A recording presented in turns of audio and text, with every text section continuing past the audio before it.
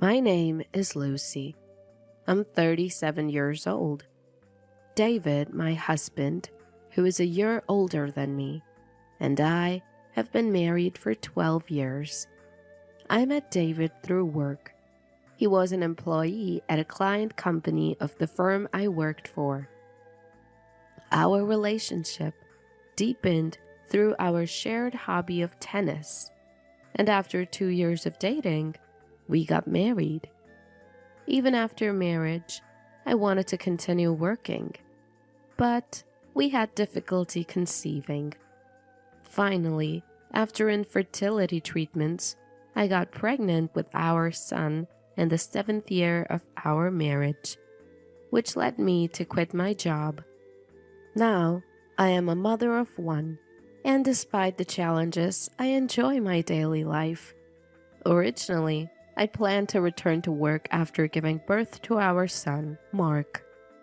However, my husband said, "I can support Lucy and Mark with my salary alone. You don't need to work, right? Mark would be happier with Lucy around, and when things get tough, we can rely on my parents." Appreciating his words, I decided to quit my job. Indeed, parenting was much harder than I expected. I often suffered from sleep deprivation, trying to match the erratic sleep schedule of Mark. Putting myself last, I centered my life around Mark. It was tough, but the joy of watching Mark grow up close outweighed everything. I was deeply grateful for David for allowing me to spend my days like this. As time passed, and Mark started kindergarten last year, David's family helped us purchase a new apartment with a loan. We were about to give up on it because it was way over our budget, but their offer of support was a huge relief. David's family runs a large company. They are wealthy. Susan, my mother-in-law, didn't quite approve of our marriage. She doted on David, her only child and son, and openly said during family meetings, "I wish David had married someone more beautiful, from a better family, and more charming." She often questioned me about my alma mater, my father's job, and what I was doing, making it feel more like an interview than a family meeting. Luckily, her not liking me much meant that the topic of us living together never came up.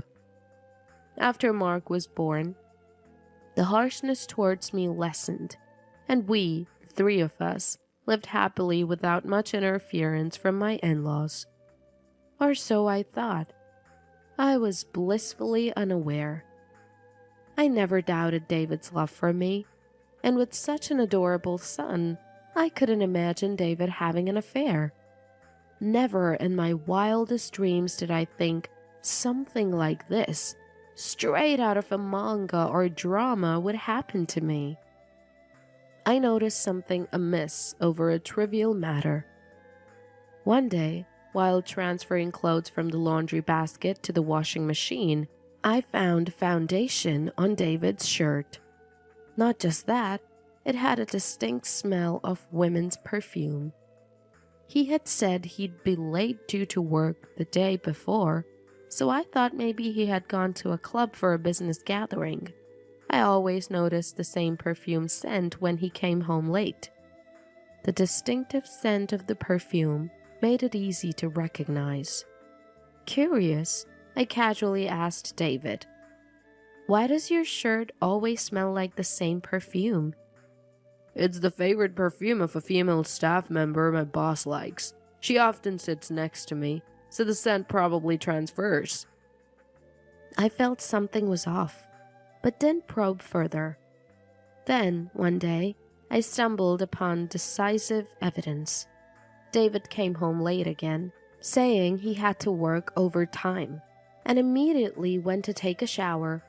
I was taking his clothes to the laundry room when I saw his phone open with a new message visible. The message said, "I'm so glad we could spend time together again today. It was fun. Let's make sure Lucy doesn't find out. Love you. Remember to play with Mark so it doesn't raise suspicions." Accompanied by numerous heart emojis. In that moment, my suspicions turned into certainty. David takes long showers, so once he's in, he doesn't come out immediately. My head was spinning, and my hands were shaking, but I managed to take a photo of the message exchange to keep as evidence. David was wrong to have an affair despite having a family, and the woman knew he was married with a child, yet carried on regardless. I couldn't comprehend people who engage in affairs. Anger and disgust towards them both surged within me. It was common knowledge that David's family was wealthy. He worked at a company owned by his father, Jim, and everyone expected him to be the next president. Was this woman in it for David's money? Whether it was serious or just a fling, I couldn't forgive David for having an affair while having me and Mark in his life. However, Mark is only 5, and I am a housewife. We have decades of mortgage payments left on the apartment we just bought. It was clear that I couldn't take immediate action upon learning of David's affair. Despite being deeply shocked, I didn't show my turmoil and prepared breakfast as usual the next morning, sending David off with Mark. "Dad, have a good day," Mark said, innocently smiling. David patted Mark's head and said, "Let's play together when I get back, Mark." Then turned to me. "Thanks for the send-off. I'll work hard for the family." And left the house. His words felt insincere. Having an affair, yet acting like nothing's wrong. At the moment, I discovered the affair. My love for David completely faded. But right now, there's nothing I can do. After dropping Mark at kindergarten, I would return home and ponder what to do next. I could confront David about the affair any time, but now wasn't the right time. Mark is still young and adores his father. As a stay-at-home mom, handling life alone with Mark post-divorce seemed realistically challenging. My parents are too old and far away to rely on. I regretted quitting my job. Taking David's words at face value when he said he'd inherit his family business and that I could focus on taking care of Mark and the household. It would have been wiser to keep working for contingencies. Days of conflict continued. Wondering what choice to make. Could I deprive Mark of his father for my sake? He loves David so much. Whenever I thought of holding back from divorce, seeing the messages between David and his mistress reinforced my decision to go through with it. The other woman appeared to be in her early 20s. Their messages included lewd photos and conversations suggestive of a physical relationship. David, infatuated with someone over a decade younger, was no longer the husband I knew. David had no idea I knew about his affair. I somehow managed to keep calm daily without letting him know. On days he met his mistress and came back, he would bring gifts, probably out of guilt. Then he'd play the good father with Mark, which infuriated me even more. Before I knew about the affair, I genuinely loved watching David laugh and play with Mark. After finding out, my feelings cooled surprisingly quickly. Then one day, out of the blue, and not on a special occasion like my birthday or our anniversary, David gave me a present. What's this all of a sudden? This necklace looks expensive. To show my gratitude, he said cheerfully, for all the hard work with the house and Mark.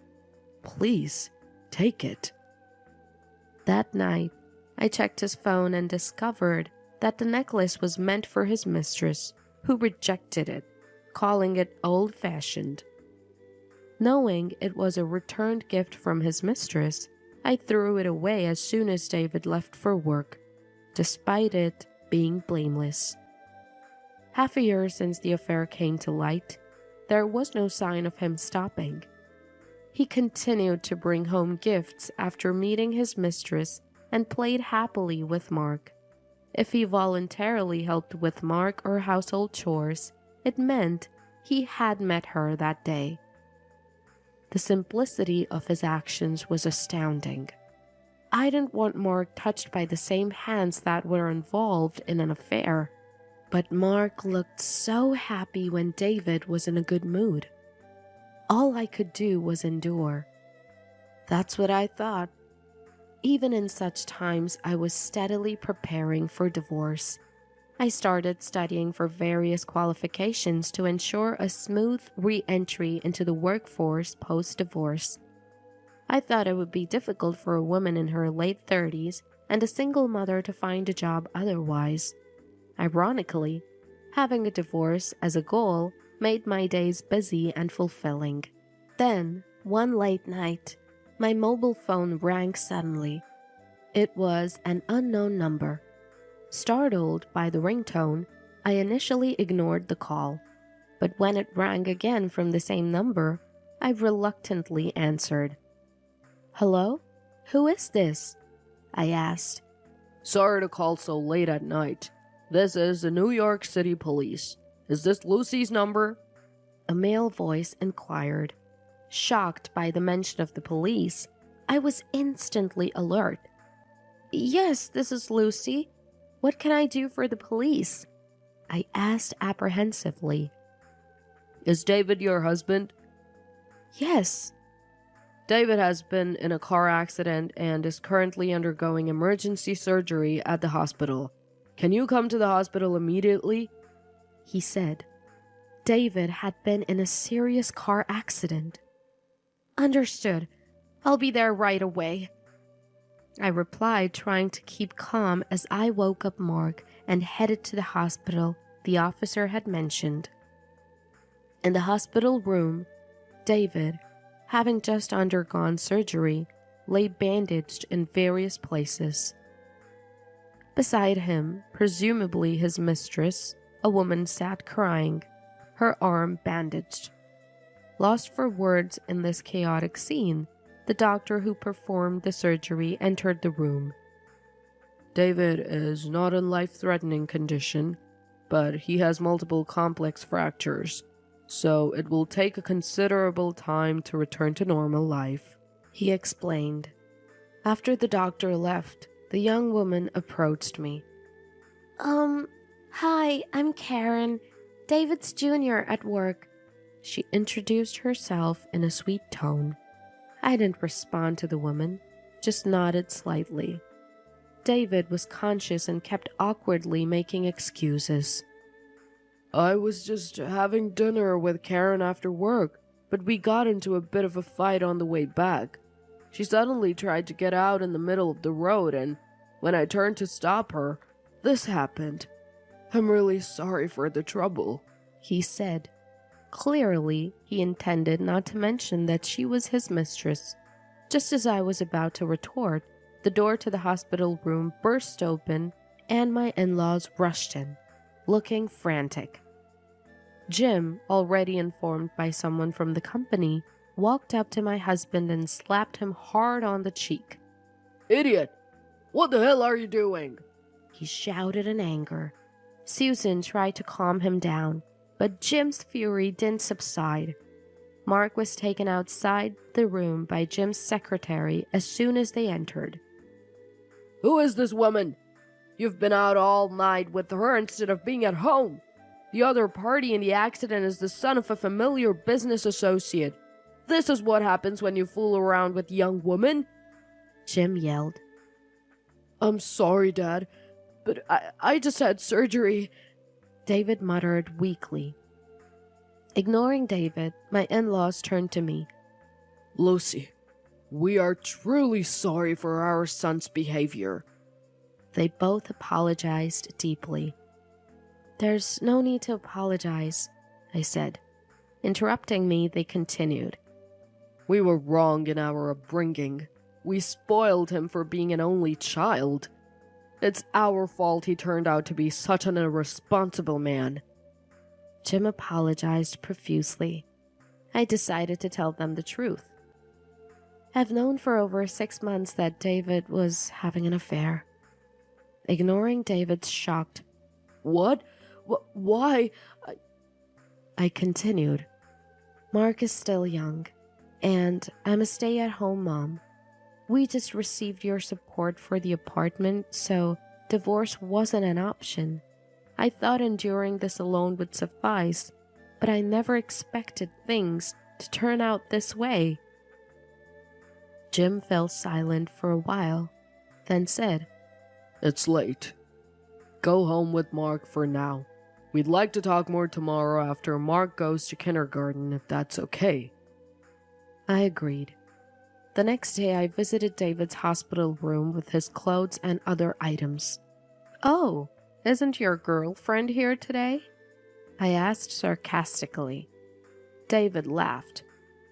After she left yesterday, she messaged me she was going back to her parents' home, and I haven't been able to contact her since. She seemed scared of Dad's outburst. Young women are unreliable. Lucy, you're the one for me. He was clearly trying to appease me. Realizing his approach wasn't working, he said earnestly, I'm truly sorry. It was just a fling. Please forgive me. But I ignored all his words. I'll leave these things here, I said, and left the room. He didn't seem to realize that he had admitted to the affair. Such a foolish man. Later, when it was time for my meeting with my in-laws, they arrived at our house and again apologized. We're deeply sorry for our son's unforgivable actions. Then Jim began to speak. After hearing about the accident, we thought a lot about Lucy and Mark. We also immediately investigated the woman involved with David. It turns out she's a receptionist at a client company David was dealing with. They've been in a relationship for over 3 years. Lucy, you might not want to hear this, but I thought you should know. Over 3 years. I had no idea it had been going on for that long. He started the affair when Mark was just 2 years old. I couldn't forgive him for cheating even though he had such a cute son. Now, let's get to the main point. We came here today to hear what you really want, Lucy, Jim said.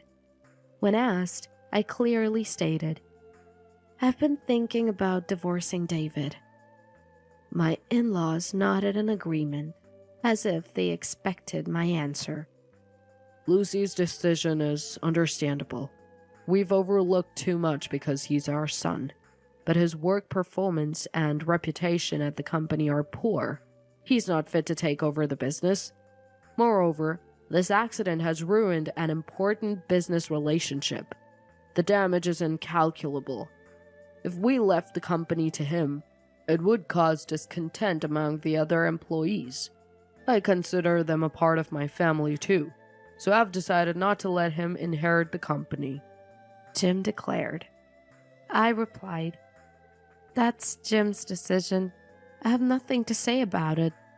But internally, I didn't care what happened to my soon-to-be ex-husband. Jim then offered, As a token of our apology, we have arranged a new apartment for Lucy and Mark. We know it's not much, but please accept it as an apology. And of course, we'll provide adequate compensation. He handed me the contract for an apartment spacious enough for Mark and me. It was already in my name.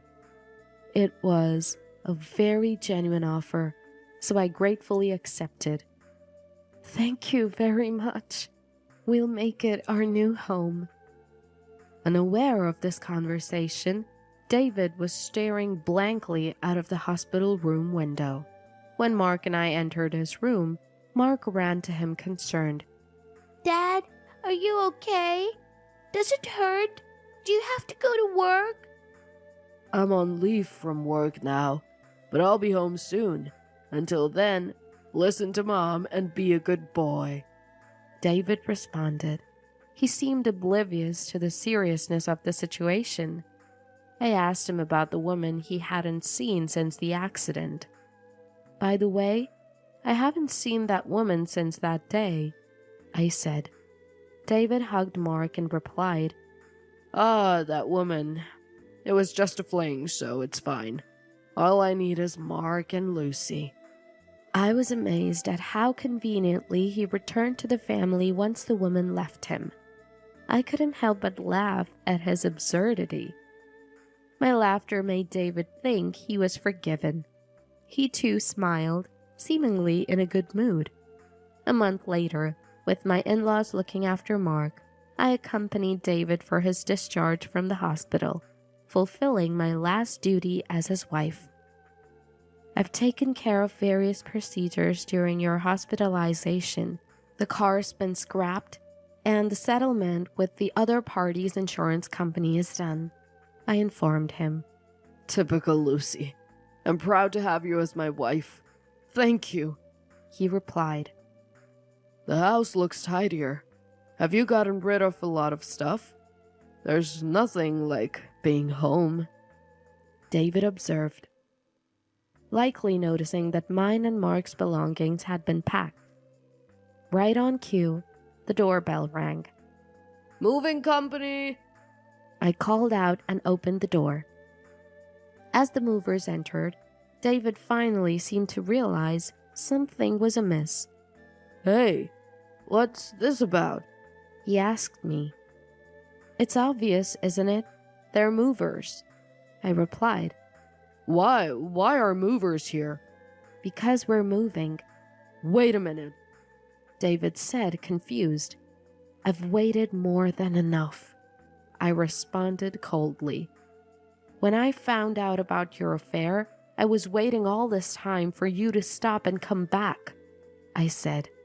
I thought you had forgiven me, David said, bewildered, as I directed the movers. Leave all the men's items here. I turned back to him. Forgive you? That's out of the question. The thought of a man who cheats while having a family disgusts me. Once you knew she left you, you conveniently said, "You're the only one for me. I'm getting a divorce. Everything else has been left to my lawyer," I stated clearly. I left the house with the movers. Ignoring David's shouts behind me, I picked up Mark from my in-laws and headed to our new home. I later heard that David had become a laughingstock at his father's company, losing any chance of taking over. The divorce was finalized smoothly, and I received a substantial settlement. David paid a hefty price for his affair and accident, losing not just his wife, but the respect of his parents. But I don't care about such a man anymore. As for me, I've recently secured a new job. The qualifications I studied for came in handy. I'm glad I acted with careful planning. Now, I look forward to living a happy life with Mark.